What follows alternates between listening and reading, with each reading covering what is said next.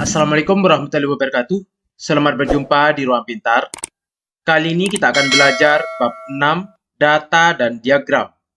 Kita fokuskan pada materi diagram dalam statistik. Materi ini sesuai dengan buku paket pada kurikulum Merdeka, halaman 200 sampai 204 untuk siswa kelas 7 SMP. Pada diagram di atas, kita dapat melihat bahwa Indonesia menghadapi gelombang ke-1 pandemi COVID-19 pada periode Desember 2020 sampai dengan Februari 2021. Di sini kita melihat dari bulan Desember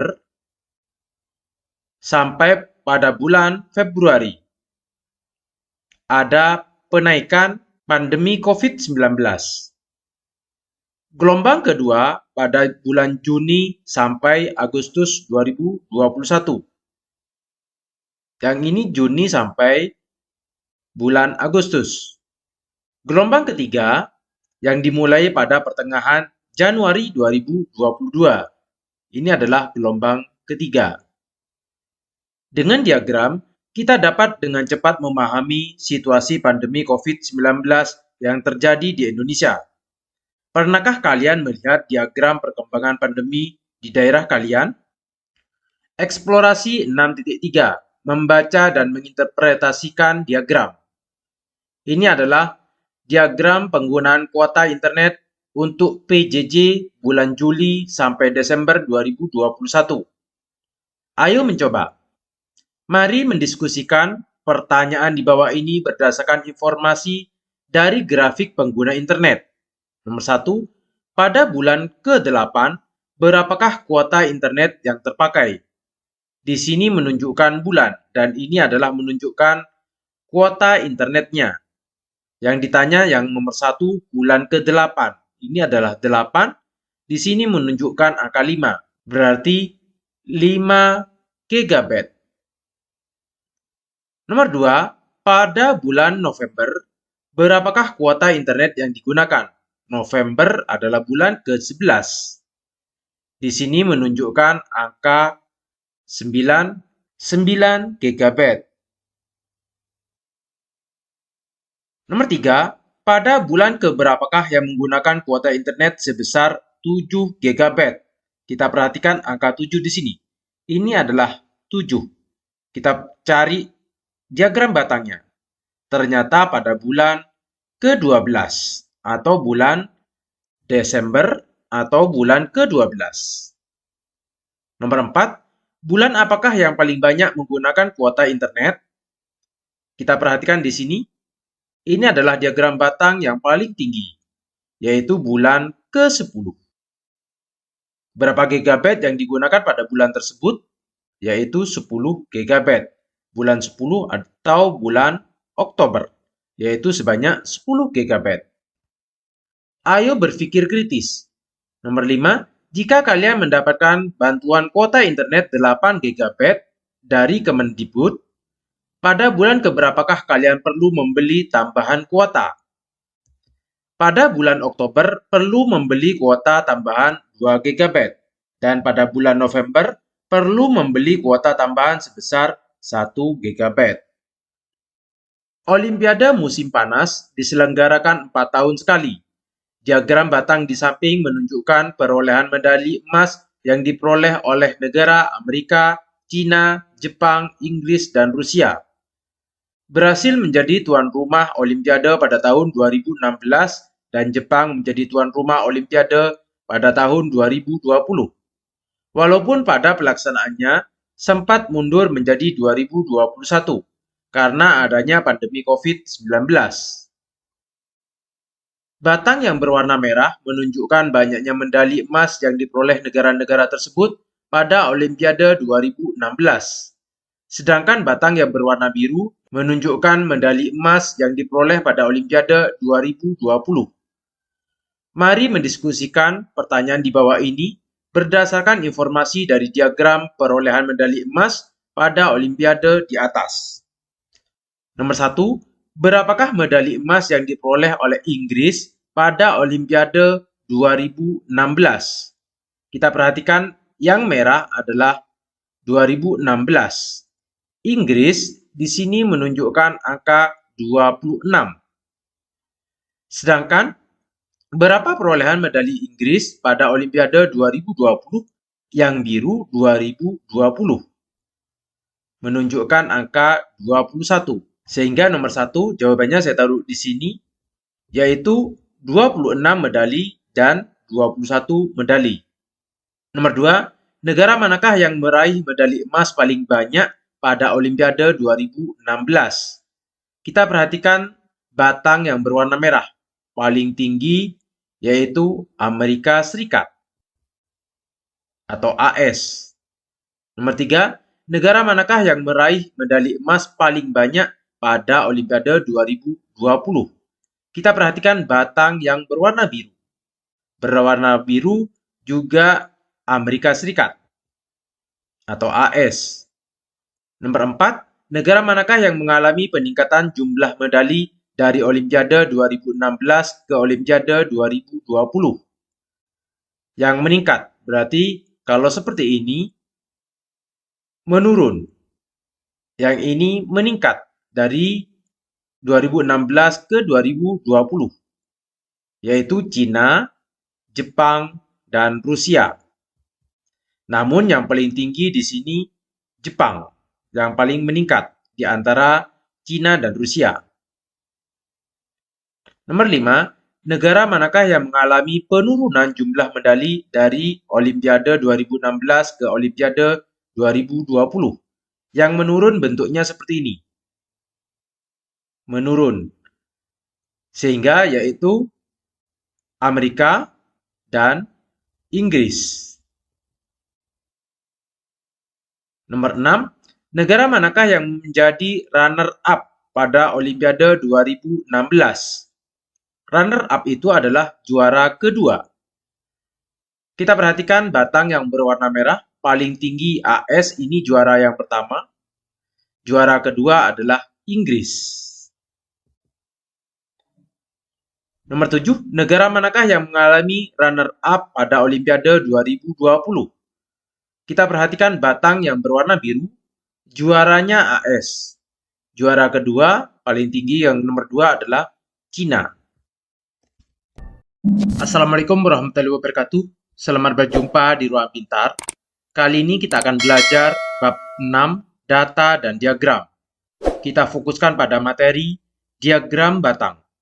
Materi ini sesuai dengan buku paket pada kurikulum Merdeka, halaman 206 sampai 210 untuk siswa kelas 7 SMP. Diagram batang. Salah satu cara menampilkan data secara sederhana adalah dengan menggunakan diagram batang. Diagram batang umumnya digunakan pada data kategorik, di mana data-data tersebut dibagi ke dalam beberapa grup. Lalu kita menghitung frekuensi dari setiap grup. Caranya untuk membuat diagram batang harus mencantumkan beberapa fitur sebagai berikut. Yang pertama, judul.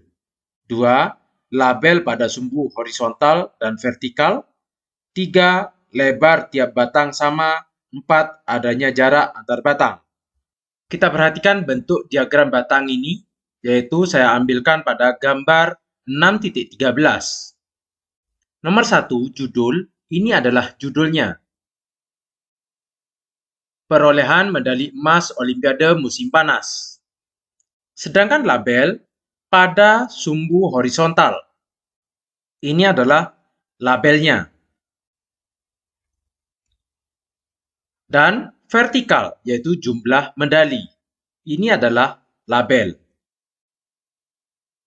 Nomor 3, lebar setiap batang sama.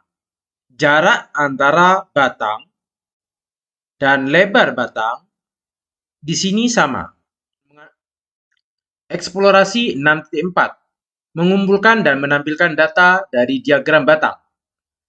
Pada saat Asian Games 2018, Jakarta dan Palembang menjadi tuan rumah ajang olahraga terbesar di Asia ini. Siswa kelas 7C dan 7D dari Sekolah Merah Putih ingin mengadakan acara menonton bareng Asian Games 2018 ini. Untuk menentukan cabang olahraga yang akan mereka lihat, mereka mengadakan survei. Tabel berikut adalah hasil survei kelas 7C dan 7D. Ini adalah tabel distribusi frekuensi pilihan cabang olahraga siswa kelas 7C dan 7D.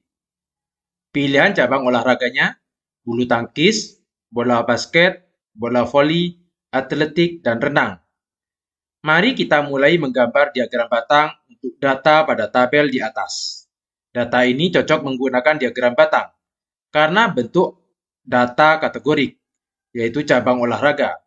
Karena ada dua kelompok data, yaitu kelas 7C dan 7D, maka kita akan menggunakan diagram batang rangkap. Ini adalah langkah-langkahnya. Yang pertama, tentukan dulu judul diagram dan label pada kedua sumbu horizontal dan vertikal. Judulnya di sini kita ambil pada judul tabel, yaitu cabang olahraga siswa kelas 7C dan 7D. Kita buat koordinat kartesiusnya. Labelnya untuk yang di bawah, yaitu cabang olahraga. Untuk yang vertikal, di sini frekuensinya. Nomor 2, pastikan menggunakan skala vertikal yang tetap dan berjarak sama dimulai dari 0. Di sini dimulai dari 0, skalanya adalah 1. Di sini maksimal adalah 14 karena nilai paling tinggi di sini 13. Untuk kelas 7D, 12. Nomor 3, gambarlah batang untuk cabang bulu tangkis untuk kelas 7C dengan menunjukkan frekuensi 13. Kita beri label di sini, yaitu bulu tangkis, basket, voli, atletik, dan renang. Kita buat untuk kelas 7C adalah yang merah, kelas 7D yang biru. Untuk kelas 7C, bulu tangkis ada 13. Kita arahkan ke 13. 7D dengan warna biru ke angka 8. Sedangkan untuk bola basket, kelas 7C yang berwarna merah ke angka 10. Yang berwarna biru, 7D ke angka 12. Untuk bola voli, kelas 7C 6. 7D 8. Untuk atletik, 3. Untuk kelas 7D, 5. Untuk renang, ada 2. 7D, 1. Tahukah kalian, pernahkah kalian melihat diagram garis pada diagram 6.14? Kalian dapat melihat diagram garis. Data akan lebih baik ditampilkan dalam bentuk diagram garis. Ketika pada sumbu horizontal menjelaskan mengenai urutan waktu, bisa berupa jam, bulan, atau tahun. Menurut kalian bagaimana cara mengubah diagram batang menjadi diagram garis? Kita perhatikan gambar 6.14. Di sini kita hubungkan di tengah pada diagram batang dengan garis. Kita tentukan titiknya. Setelah kita tentukan titiknya, kita tarik sebuah garis. Yang biru juga begitu, kita tentukan di titik tengah pada diagram batangnya. Setelah kita tentukan titiknya, kita buat sebuah garis. Kita perhatikan gambar 6.19. Ini adalah diagram batangnya, kita hubungkan dengan garis setiap batang ini. Kita ulangi. Kita hubungkan dengan garis setiap batang ini. Sehingga kalau kita hilangkan batangnya, maka akan berupa garis saja. Seperti ini. Demikian materi diagram batang. Terima kasih. Assalamualaikum warahmatullahi wabarakatuh.